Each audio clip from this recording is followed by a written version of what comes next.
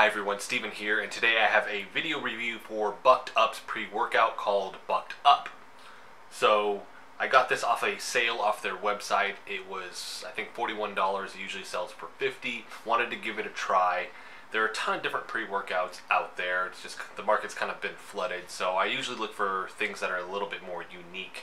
We're starting to see a lot of the same ingredients in all of these, and this one stood out to me because they actually put deer antler velvet extract in there.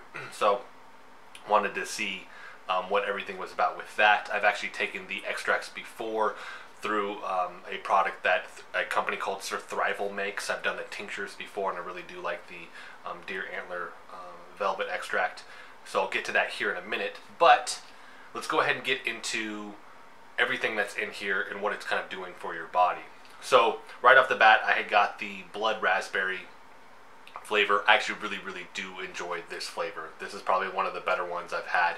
Now, it is sweetened with sucralose, and it uses the red 40 Lake dye, and it's natural and artificial flavors. I always have a problem with some of that stuff. It is really hard to find a product that is sweetened with something that's more natural, whether that's xylitol or stevia or something like that, that still tastes good as well, and that isn't using the synthetic dyes. They're using like beetroot extract or something like that to actually create the dye with that. But with that being said, it does taste very well. It tastes very good.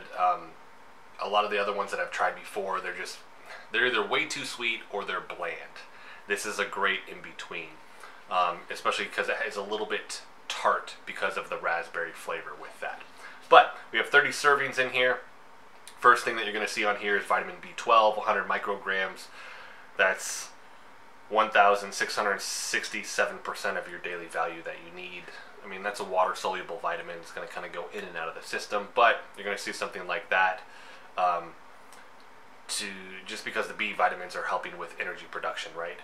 And B12 being one of the main ones that are going to help with that. It's helping with your mitochondria's ability to produce more energy. So that first, a huge amount, but you're going to pee most of that out. Not a huge thing for me there. Next, after that, we have citrulline malate. You have 6 grams of this. And I've talked about this because this is pretty standard with what you're going to see in a lot of different products now. 6 grams is kind of the clinical dose that I like to see. I've seen some that are low as far as like 2 or even 4 grams. 6 is what I usually like to see. With 6 grams, citrulline malate is going to convert into arginine in the body. Arginine is going to get converted into nitric oxide in the kidneys, by the kidneys, and that's going to give you that pump sensation, right? Increased blood flow, dilation of the blood vessels and the capillaries, so you're just going to feel the pump essentially with that. After that, we have carnosine, which is a trademark thing. It's beta-alanine, but carnosine is a brand that is trademarked that they put in a lot of these products. You have 2 grams of that. I like that there are 2 grams. That's more of a clinical dose that I see with that. Muscular endurance is what the big thing with all the clinical studies that I've looked over that you find with this. Just an increase in muscular endurance with athletes. And it's also the thing that's giving you that tingling sensation. A lot of times somebody will take something like this and they're like, ooh, I'm tingling all over. I don't like that. What is it? They're afraid at first because they don't know what's causing it. They think something's wrong. That niacin, vitamin B3 will cause that as well. And caffeine. Just because you're opening up the blood vessels and you're causing that vasodilation, a lot of times you can feel that tingling sensation. More so with something like niacin, especially if it's causing a histamine flush, which niacin does. So now you're getting like an itchy sensation because of that. And that's that tingling, itching sensation. You're turning maybe a little bit red because of the increase in blood flow. So just keep that in mind if you do take this product and you've never taken something like this before. After that, we have caffeine. You have 200 milligrams.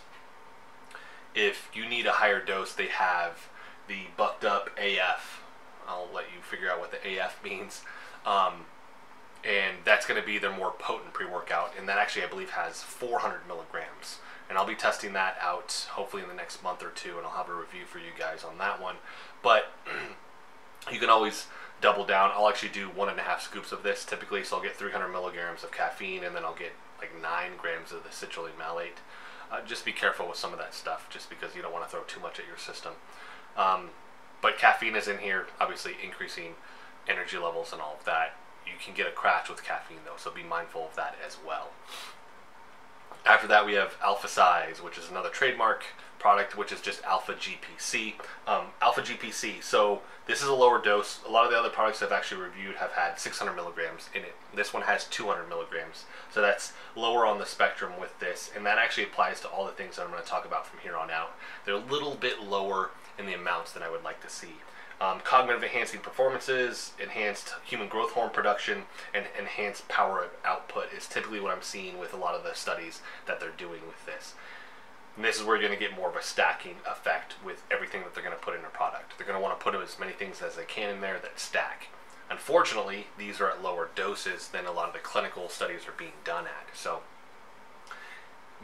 the main thing here is that citrulline malate and that beta-alanine and the caffeine, and then everything else is kind of light, but it's stacking on top of that. I don't know if I can claim all of the extraordinary effects that you might get from some of these products if they were at those higher doses, because they're not, right? After that, we have taurine. So antioxidant, it is a brain stimulant. You'll actually see this a lot of times in like energy drinks like Monster or Rockstar. You'll actually see it in nootropics as well, and they're putting in there, but typically that's at a 500 milligram to 1000 milligram, 1 gram mark, not 100 grams. So this is, once again, a little bit lower on the spectrum with that. Most of the studies that I see are more done in that 500 milligram to 1 gram mark as well. Himalayan rock salt for the trace minerals, they even put that in parentheses after that. 100 milligrams with that, and that's just to make sure that you're getting in those minerals. A lot of times when you're taking caffeine, your body will flush out a lot of that stuff, so it is important. And what I'll do is I'll actually, I have a trace mineral liquid that I put in a lot of these things, just because I know that the caffeine, or even something that's causing vasodilation like that citrulline malate, after it converts all the way down into nitric oxide, after that, when everything kind of comes back down to normal, your body's going to want to flush out a lot of things. With that, unfortunately, there's a lot of those different vitamins and minerals. So I put trace minerals in this as well. Eventually I'll do a review for the brand. I can't remember the brand offhand right now, but I do liquid trace minerals, and I'll actually look it up, so I'll put it in the description box for you guys if you want to do that. I do that throughout the day. I do it especially if I'm taking some type of pre-workout or any type of caffeine, just to make sure that I'm still getting those things and I'm not continually flushing out my system. So it's good to see in there. As far as like what you're getting out of that 100 milligrams in terms of the trace minerals, I can't really tell you. It's also nice because I mean, you're looking at an electrolyte with the salt, but the sodium, but 100 milligrams trace mineral, I don't know what that's going to break down into as far as like how much selenium are you getting out of that, how much zinc are you getting. I don't know without taking that and checking it at a lab, right? After that, you have deer antler velvet extract, 50 milligrams. This was what drew my eye to this, but it's honestly a super low dose.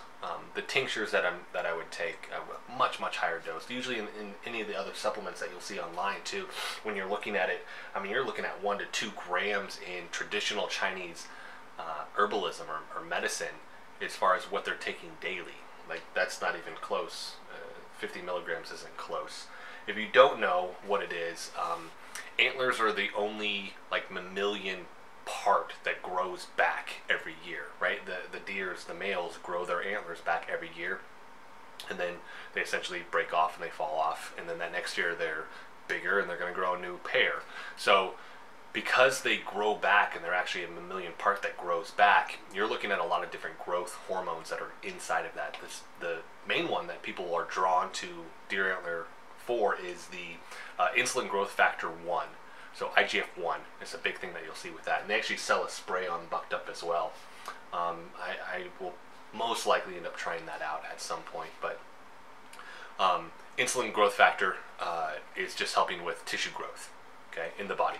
So that being one of those things when we're looking at trying to build muscle, we want the hormones that are going to promote muscle growth. IGF-1 being one of those. But with that, you're also getting amino acids, vitamins, minerals.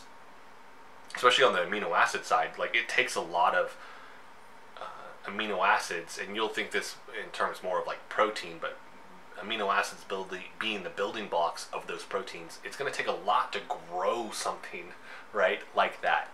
And so what they're doing is they basically put a little snippet at the tip of the antlers, and they drain a little bit of the fluid. That's the deer antler extract. They call it the velvet, I believe. Sometimes they'll actually like shave some of that off. There's different processes that you can look into. It's been a while since I've been into that side of Chinese herbalism and all of that in regards to all the different techniques that they use. A lot of times is coming out of New Zealand, so they actually have huge farms out there. It's supposedly non-invasive. It doesn't hurt the animal or anything like that. Hard to say unless you're on the ground and you're actually participating in the extracting process, right?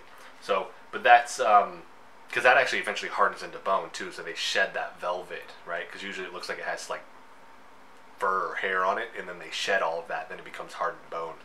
And so, but it's still in that process of growing when they're taking a little bit out of it.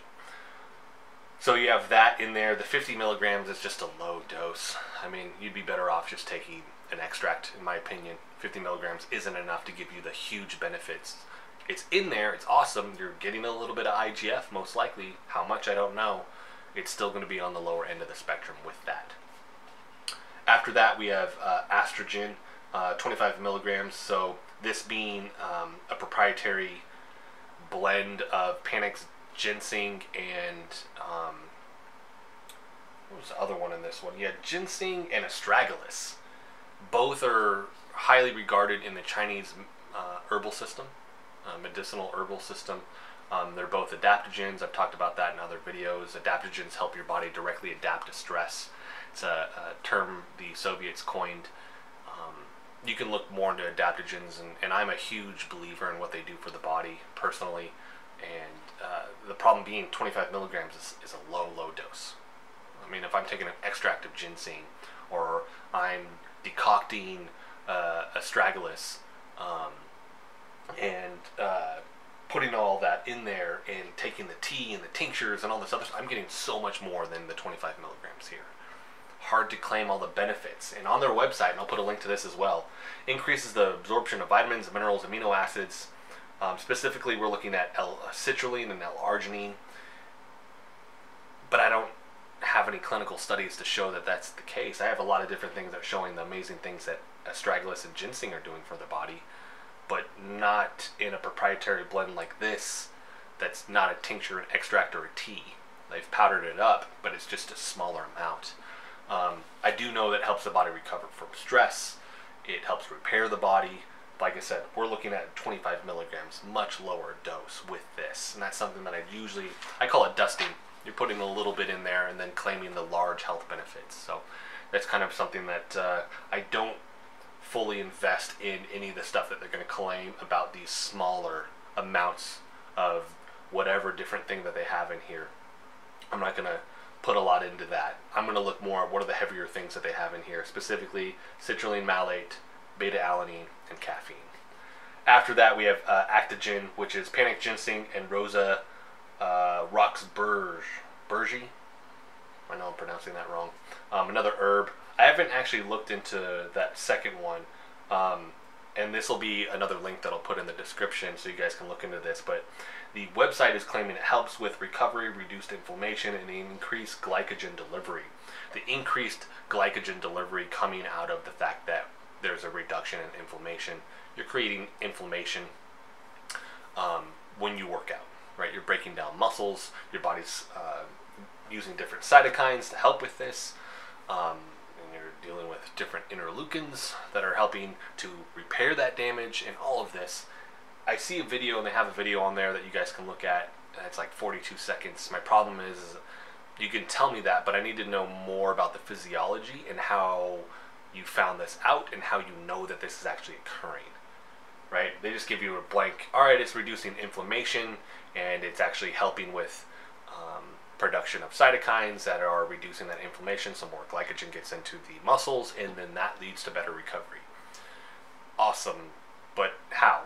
How is it increasing the production of cytokines, or how is it lending itself to increasing the effectiveness of that? I don't know. They didn't put in that information on there. Hard to find studies. I didn't find a ton, just because you're looking at a proprietary blend of this. So you're going to have to look at the ginseng and then the Rosa Roxburgh. You're going to have to look at that in isolation, and then look at the amounts and then compare that, and then when you finally distill it down, I know whatever study they're going to do, they're not going to use 25 milligrams. They're going to use a lot more.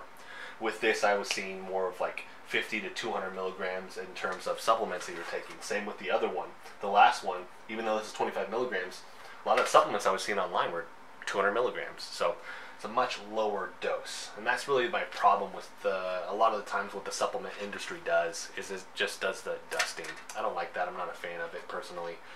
I would much rather they invest more in the product and put a higher amount.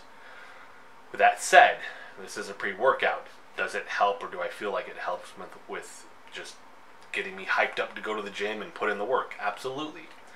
That's mainly coming from the citrulline malate, the beta-alanine, and the caffeine. Right? Those are the big things with that. And of course, if I end up doubling up on this stuff, now you're looking at a lot more than that. Some people take 2 scoops of this stuff, which is a lot of caffeine and a lot of the other stuff, and you have to be mindful of that as well. You don't want to put yourself in a situation where you've taken too much, and then maybe you're super jittery, you can't sleep at night, you irritate your stomach, which beta-alanine can do, so and caffeine can do as well. So just be mindful of that. Overall, even though they have these lower doses, if I'm just looking at the top, I'm actually really, really happy with this product. It tastes good. It gives me that pump. It helps with pushing myself in the gym and giving me energy for that. Gonna kind of look past the fact that they still have these lower amounts. That's pretty common for the supplement industry. Like I said, that dusting where then they're going to claim the larger health benefits. I don't like that. That's misleading. And I still like the fact that this isn't a proprietary blend in terms of what they're telling you is in it. But now with these last couple that are trademarked, yes. But the rest of it, we're looking there. There's transparency there in terms of, hey, we have this much of the citrulline malate, beta-alanine, the caffeine, all that stuff. So that's good. Tastes good. Not a fan of the sucralose or the red 40 like dye, but I would recommend this for anybody just starting out. They want a solid pre-workout that is in the mid-range as far as caffeine is concerned, and it's going to have enough in terms of like the citrulline malate and all that to give you that pump, and that beta-alanine to help with the muscular endurance without being way over the top and maybe too much for the body. So I'm going to recommend this product. Bucked Up. Check out their other stuff too. I did a review of their BCAAs. I like the BCAAs. One thing they do have going for them is just the taste. I think they really nailed down the taste with this, and that's one of those things that if it tastes bad, a lot of people aren't going to do it. Most of the time, they don't really care how good it is for the body. If it doesn't taste good, your average person isn't going to take it, and they did nail it down with the taste with this. So happy with that. So I'll have all the links for this stuff in the description box if you guys want to try it out. If you've tried it out or you end up trying it out, and let me know what you think. I want to hear from you guys as well. Is it good? Is it bad? Is there stuff you like about it? Stuff you're confused about? Maybe with the ingredient list that I can explain more. Somewhere where I'm wrong and you want to say, hey, you were off with that. Let me know, and we can start a dialogue with that. So happy with the Bucked Up pre-workout Bucked Up. If you guys like the video, hit the like button for me. If you want to continue to follow along with all the content that I make, hit the subscribe button for me. Thanks so much for watching.